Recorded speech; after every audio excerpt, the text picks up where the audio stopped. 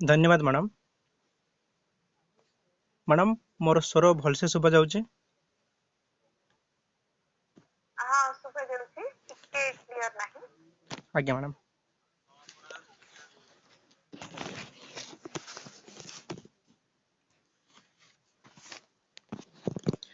आज एई शुभ तिथि आज एई शुभ दिवस एठारे एही प्रांगण रे उपस्थित थिबा स्नातकोत्तर शिक्षा विभागर मुख्य एवं बरण्य अध्यापक एवं अध्यापिका मंडली प्रथमे तो बरण्य अतिथि को धन्यवाद अर्पण करबा पई चाहिबी। मते एही महान दिवस रे मो भाव को मातृभाषा रे भावरूपक समुद्र मो ओडिया एवं उत्कलर मर्यादा गौरव को पुणी आउ थरे मने पकेइबार सुजोग देइथिबारु जेपरी मैडम प्रथमे गोटे श्लोकर आवृत्ति करथिले से श्लोकरु मु आरंभ करिया पई चाहिबी। से श्लोकटी हेउची वर्षाणे भारते श्रेष्ठः देशना मुकल श्रुतः उत्कलस्य समदेश देशनस्ते महितळे। एहार अर्थ वर्ष मध्य भारत श्रेष्ठ एवं सही देश मध्य उत्कल श्रेष्ठ। खूब विशाल ए ओडिशा जाति महान यार संस्कृति पुण्य महानदी पुणी महोदधि महाप्रभु महाप्रसाद पुणी ए महान भारत पुणी साइड रखिची ओडिशा एवं उत्कल तार मातृत्व को नहीं गर्व करे। हजार हजार वर्ष धरी बंचिची ओडिया जाति कलिंग सम्राट खारवेलଙ୍କ स्मृति गजपति कपिलेन्द्र देवଙ୍କ वीरत्व बिरसा मुंडा पुणी बक्सी जगबंधु और बाजीराउतଙ୍କ साहस इतिहासर स्वर्णाक्षरे लिपिबद्ध। मधुबाबुଙ୍କ स्वाभिमान गोपबंधुଙ୍କ त्याग फकीर मोहनଙ୍କ भाषा प्रीति आम पाई प्रेरणार उत्स। प्राकृतिक विपर्यय दुर्विपाक भली दुख को सामना करी साहसर जाति प्राण को रक्षा करी ओडियार मान को समृद्ध करिछि आम उत्कल। एही सेही वीरमाटी ओडिशा जहार स्वतंत्रता को नहीं दिने संचार होइथिला आंदोलन। तेबे स्वतंत्र उत्कल प्रदेश गठन पूर्व किपरि थिला पृष्ठभूमि किपरि थिला आंदोलन आसंतु ना मने पकाई मानस को शक्तिशाली करी वीरत्वरे कहिबा। उत्कल संतान वीरोत्तर ज्ञान बड़ी बलियान वीरोत्तर मान उत्कल दिवस को पूरीबा को जाहुची 87 वर्ष। ए उत्कल सह जोड़ी रही अनेक कथा अनेक कहानी बेस घटना बहुल ओडिशार इतिहास। एही इतिहास फुस्टा लेउटिला बेले प्रथमे नजर को आसे कलिंग युद्ध वीर रक्तरे लालालाल होइथिला दयानिधि। एही युद्धरे कलिंग सैन्य देखैथिला निजर पराजय। खैर खारवेलଙ୍କର असिर झंकार पुणी बक्सी जगबंधुଙ୍କ उत्तम हुंकार पाद थापी देले सम्राट पटरे एही सेही वीरर माटी। माँ माटी पाई मथा कटिची पथे किंतु मथा नई नाई। शत्रु को पराहत करिया पाई एकाटी लड़ीची ओडिया जाति निजर भाषा निजर मान निजर गौरव निजर संस्कृति को आगे आनिबा एवं विश्वरे एक स्वतंत्र स्थान स्थापन करिया पाई एकाठी लड़ीची आम ओडिया जाति। यह किछि नुहे एहा भौगोलिक स्थिति नुहे किंबा एक स्वतंत्र दुर्लभशील जत्न नुहे कि मान नुहे निजर भाषार मान्यता पाई ओडिशा स्वतंत्र प्रदेश रे मान्यता पाइछि। संकट भितरे देखिछि नुआ दिन और अंधार भितरे देखिछि आशार आलोक। गंगा ठारू गोदावरी महोदधि ठारू मध्य प्रदेश जाए एहार सीमा थिला परिव्याप्त। एही उत्कलर अनेक मूल्यवान खनिज पदार्थ कला गारिमा और शक्ति को देखि ब्रिटिश ठारू बंग जाए आक्रमण रे लिप्त रहिथिला आई उत्कल तथापि मेरुदंड को सदृढ़ करी छिड़ा होई लढ़िछि आम उत्कल। छड़ेई आनिछि तार स्वतंत्रता मान्यता भाषा तत्वर अधिकार।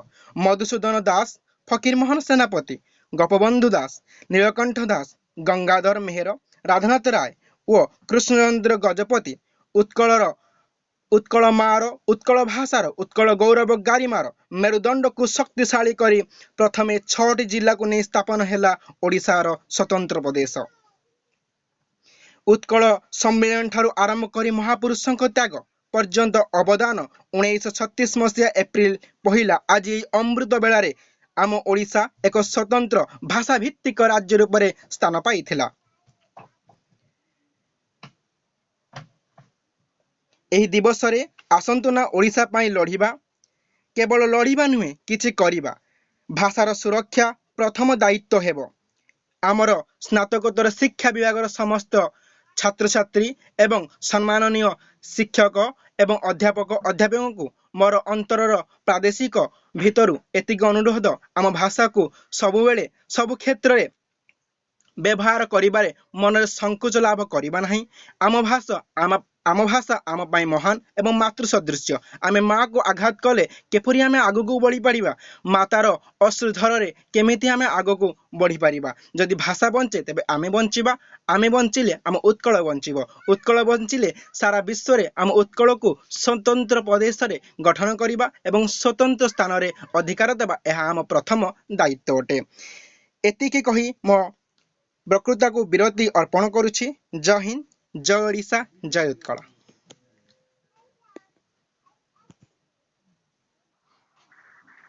ଧନ୍ୟବାଦ ପ୍ରମୋଦ। ତୁମର ଏଇ ବକ୍ତୃତା ଯାହା କାବ୍ୟ ମାଧ୍ୟମରେ ପ୍ରକାଶ ପାଇଲା, ତାହା ନିହାତି ଅନେକଙ୍କୁ ବୁଦ୍ଧିମନ୍ତ କରିବ। ବର୍ତ୍ତମାନ ଅନୁରୋଧ ଜଣାଇ IBM ତୃତୀୟ ବର୍ଷର ଛାତ୍ରୀ ଆରତୀ ମେହେରକୁ ସେ ଏହି ଅବସରରେ ନିଜର ବକ୍ତୃତା ପ୍ରଦାନ କରିବେ। ଶୁଭୁଛି? ହଁ, ଶୁଭୁଛି। ଉତ୍କଳ ଗୌରବ ମଧୁସୂଦନ ଦାସଙ୍କ ଭାଷାରେ ଉଠରେ ଉଠରେ ଉତ୍କଳ ସନ୍ତାନ ଉଠି ବୁତୁ କେତେ ଦିନେ ପୂର୍ବ ଗୌରବ ପୂର୍ବ ମହିମା ପଡୁନାହିଁ କିରେ ମନେ ତୋ ପୂର୍ବ ପୁରୁଷ ଜୟ କରିଥିଲେ ଗଙ୍ଗାଠାରୁ ଗୋଦାବରୀ ତାଙ୍କରି ଔରସେ ଜନ୍ମ ହୋଇ ତାଙ୍କ କେଉଁ ଗୁଣେ ହେବୁ ସରି। ସମ୍ମାନୀୟ ସଭାପତି ମହୋଦୟ, ପୂଜ୍ୟ ଫକୀରମୋହନ ବିଶ୍ୱବିଦ୍ୟାଳୟର ଅଧ୍ୟାପକ ଓ ଅଧ୍ୟାପିକା ବୃନ୍ଦ, ମୋର ସହପାଠୀ ବୃନ୍ଦ ଏବଂ ମୋର ଆଦରର ସ୍ନେହ ଛୋଟ ବଡ଼ ଭାଇ ଓ ଭଉଣୀମାନେ, ଆଜି ହେଉଛି ଓଡ଼ିଆ ଜାତି ପାଇଁ ଏକ ଗର୍ବ ଓ ଗୌରବର ଦିବସ, ପବିତ୍ର ଉତ୍କଳ ଦିବସ। ଆମ ଓଡ଼ିଶା 1936 ମସିହା ଏପ୍ରିଲ ମାସ 1 ତାରିଖରେ ସ୍ୱତନ୍ତ୍ର ପ୍ରଦେଶର ମାନ୍ୟତା ପାଇଥିଲା। ସେହି ମହାନ ସ୍ମୃତିକୁ, ସେହି ମହାନ ମନୀଷୀମାନଙ୍କର କଠିନ ତପସ୍ୟା ଓ ବଳିଦାନକୁ ମନେ ପକାଇବା ପାଇଁ ଆମେ ପ୍ରତିବର୍ଷ ସେହି ସ୍ୱାତନ୍ତ୍ର୍ୟକୁ ବଜାୟ ରଖିବା ପାଇଁ ଏପ୍ରିଲ 1 ତାରିଖକୁ ଉତ୍କଳ ଦିବସ ରୂପେ ପାଳନ କରି ଆସୁଛୁ। ଯଦି ଆମେ ଓଡ଼ିଶାର ଇତିହାସକୁ ଦେଖିବା, ତେବେ ପ୍ରାୟ 350 ବର୍ଷ ଓଡ଼ିଶା ହୋଇଥିଲା ପରାଧୀନ ଏବଂ 50 ବର୍ଷର କଠିନ ଓଡ଼ିଆ ମାନଙ୍କର ସଂଗ୍ରାମ ଫଳରେ ହିଁ ଓଡ଼ିଶାକୁ ମିଳିଥିଲା ଏକ ସ୍ୱତନ୍ତ୍ର ପରିଚୟ। ଓଡ଼ିଶା ତାର ସ୍ୱାଧୀନତା ହରାଇଥିଲା 1568 ମସିହାରେ। ସେତେବେଳେ ଓଡ଼ିଶାର ରାଜା ଥିଲେ ମୁକୁନ୍ଦ ଦେବ। ବଙ୍ଗଳାର ସୁଲତାନଙ୍କ ଆକ୍ରମଣ ଓଡ଼ିଶା ଉପରେ ହୋଇଥିଲା। କଳା ପାହାଡ଼ ଯାହାର ଥିଲା ସେନାପତି, ସେହି ରାଜା ସୁଲେମାନଙ୍କର ସେନାପତି କଳା ପାହାଡ଼ ଓଡ଼ିଶା ଆସି ମୁକୁନ୍ଦ ଦେବଙ୍କୁ ପରାସ୍ତ କରି ପୁରୀରେ ଧ୍ୱଂସଲୀଳା ରଚାଇଥିଲା। ମୁକୁନ୍ଦ ଦେବଙ୍କୁ ଯେତେବେଳେ କଳାପଥର ପରାସ୍ତ କରିଛି, ଯୁଦ୍ଧରେ ପରାଜିତ ହୋଇ ମୁକୁନ୍ଦ ଦେବ ମୃତ୍ୟୁବରଣ କରିଛନ୍ତି। ତାପରେ ଓଡ଼ିଶାର ଶାସନ ବଙ୍ଗଳା ଅଧୀନକୁ ପଳେଇଛି। ଧୀରେ ଧୀରେ ଇଷ୍ଟ ଇଣ୍ଡିଆ କମ୍ପାନୀ ମାଡ୍ରାସ ଓ ବେଙ୍ଗଲରେ ଶିଳ୍ପ ବାଣିଜ୍ୟ ପ୍ରତିଷ୍ଠା କରିଛି, ନିଜର ଦୁର୍ଗ ଗଠନ କରିଛି। ବେଙ୍ଗଲ ଓ ମାଡ୍ରାସ ମଧ୍ୟରେ ଯୋଗାଯୋଗର ମାଧ୍ୟମ ସେତେବେଳେ ସାଜିଛି ଓଡ଼ିଶା। 1858 ମସିହାରେ ଯେତେବେଳେ ଗଭର୍ଣ୍ଣମେଣ୍ଟ ଅଫ୍ ଇଣ୍ଡିଆ ଆକ୍ଟ ହାତକୁ ଶାସନ କ୍ଷମତା ଚାଲିଯାଇଛି ଇଷ୍ଟ ଇଣ୍ଡିଆ କମ୍ପାନୀ ହାତରୁ, ସେହି ସମୟରେ ଓଡ଼ିଶାକୁ ଭିନ୍ନ ଭିନ୍ନ ପ୍ରୋଭିନ୍ସରେ ଭାଙ୍ଗି ଦିଆଯାଇଛି। ଓଡ଼ିଶାର ବିଭିନ୍ନ ଅଂଶକୁ ବିଭିନ୍ନ ପ୍ରୋଭିନ୍ସର ଅଧୀନକୁ ଦେଇ ଦିଆଯାଇଛି, ଯାହା ଫଳରେ ଓଡ଼ିଶା ହେଇଯାଇଛି ଖଣ୍ଡ ବିଖଣ୍ଡିତ। ଓଡ଼ିଶାର ଲୋକମାନେ ସେତେବେଳେ ଆଉ ଯୋଉ ଏକାଠି ରହିବା କଥା, ସେଇ ଏକାଠି ନ ରହି ସେମାନେ ହେଇଯାଇଛନ୍ତି ବିଖଣ୍ଡିତ। ସେହି ସମୟରେ ଓଡ଼ିଆ ମାନଙ୍କ ଉପରେ ଯୋଉ ସବୁ ଅସୁବିଧା, ଯୋଉ ସବୁ ଅତ୍ୟାଚାର, ଯୋଉ ସବୁ ଅନ୍ୟାୟ, ଯୋଉ ସବୁ ସମସ୍ୟା ମାଡ଼ି ଆସୁଛି, ସେଇ ସମସ୍ୟାକୁ ସେମାନେ ଏକାଠି ହୋଇ, ଏକା ମନ ହୋଇ, ଏକା ପ୍ରାଣ ହୋଇ ସମାଧାନ କରିପାରୁନାହାନ୍ତି। ସେହିଭଳି ଏକ ଘଡ଼ିସନ୍ଧି ମୁହୂର୍ତ୍ତରେ ମାଡ଼ି ଆସିଛି 9 ଅଙ୍କ ଦୁର୍ଭିକ୍ଷ, ଯୋଉଠି ଓଡ଼ିଶାର ପ୍ରାୟ 1/3 ଲୋକ ଖାଇବା ନ ପାଇ ମୃତ୍ୟୁବରଣ କରିଛନ୍ତି। ଏହି ସମୟରେ ସେହି ପ୍ରାଦେଶିକ ସରକାର ସେଇ ବେଙ୍ଗଲ ସେଇ ମାଡ୍ରାସ ଯୋଉ ପ୍ରୋଭିନ୍ସ ଅଣ୍ଡରକୁ ଓଡ଼ିଶାର ବିଭିନ୍ନ ଅଂଶ ପଳେଇଥିଲା ସେଇ ସରକାର ମାନେ ଓଡ଼ିଶାର ଲୋକମାନଙ୍କୁ ସେଇଭଳି ଭାବରେ ସାହାଯ୍ୟ କରିପାରି ନାହାନ୍ତି। ଏହିଭଳି ଏକ ଘଡ଼ିସନ୍ଧି ମୁହୂର୍ତ୍ତରେ 1903 ମସିହାରେ ଆମର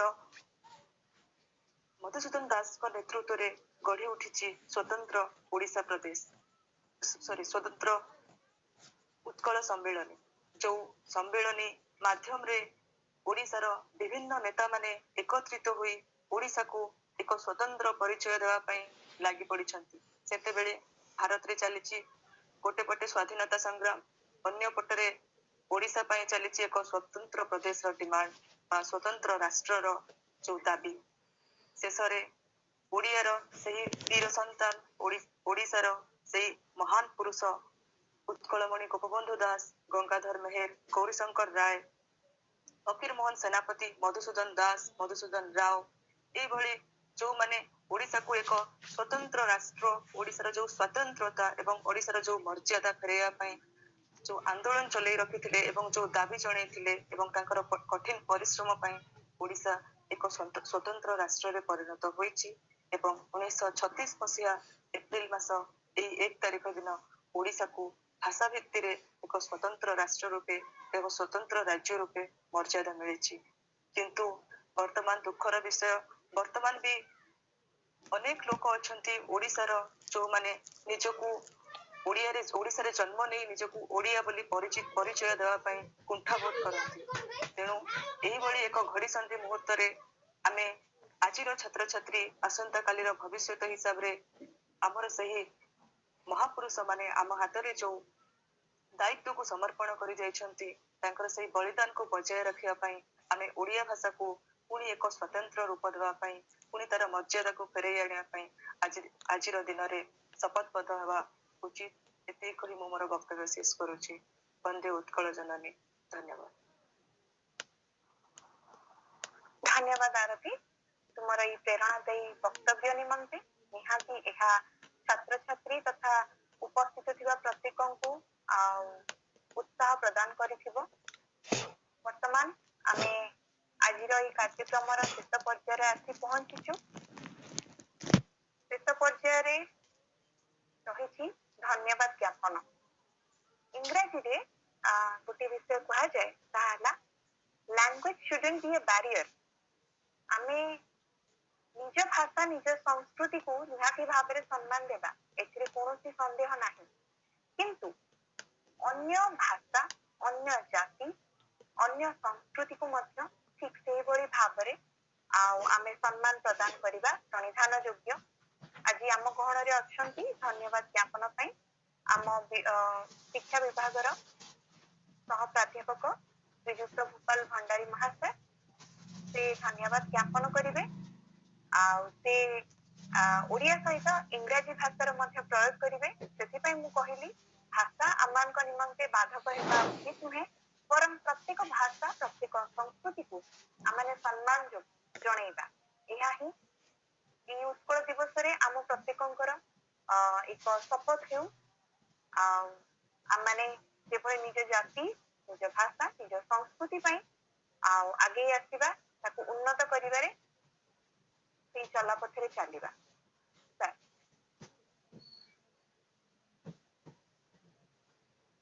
ସାର୍ ଅଡିବଲ ହଉନି, ଆପଣଙ୍କ ଅଡିଓଟା ଅନ୍ କରନ୍ତୁ। Madam, am I audible? ହଁ। ଓକେ ମ୍ୟାଡାମ, ଆଜି ଏଇ ଉତ୍କଳ ଦିବସ ଅବସରରେ ମୁଁ ଧନ୍ୟବାଦ ଜ୍ଞାପନ କରିବି।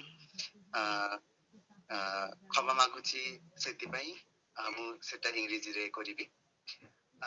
I stand here today on behalf of the Department of Education, Fakir Mohan University, in a proud and grateful moment to express my heartfelt thanks to all those who have made this event possible.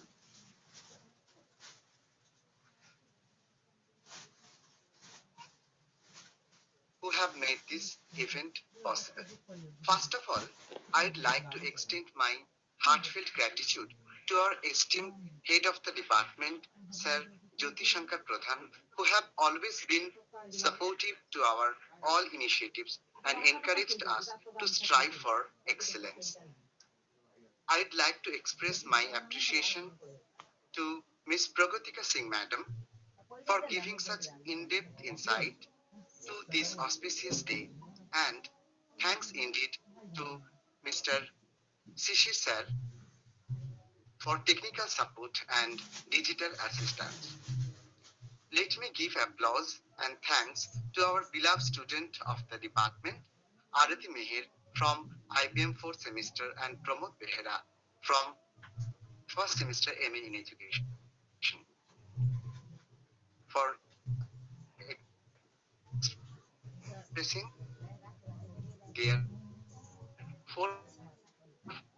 forethought in this occasion. Finally, I'd like to convey my gratitude to Ms. Pragatika Singh for anchoring this event mesmerizingly. I also convey the same to all the faculties of the department, all the research scholars, students for taking the time to join us today in making this event a huge success. Thanks you to every one of you.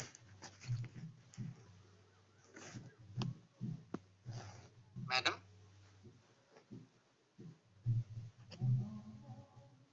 Yes, sir. ଆପଣ ସମାପ୍ତି କରୁଛନ୍ତି। ଠିକ ଅଛି। HOD sir ଙ୍କୁ ଅନୁରୋଧ କରି ଆଜିର କାର୍ଯ୍ୟକ୍ରମଟିକୁ ସମାପ୍ତ ବୋଲି ଘୋଷଣା କରିବ। ଠିକ ଅଛି, ସମସ୍ତଙ୍କୁ ଧନ୍ୟବାଦ ଏବଂ ଆଜିର କାର୍ଯ୍ୟକ୍ରମ ସମାପ୍ତ ହେଲା।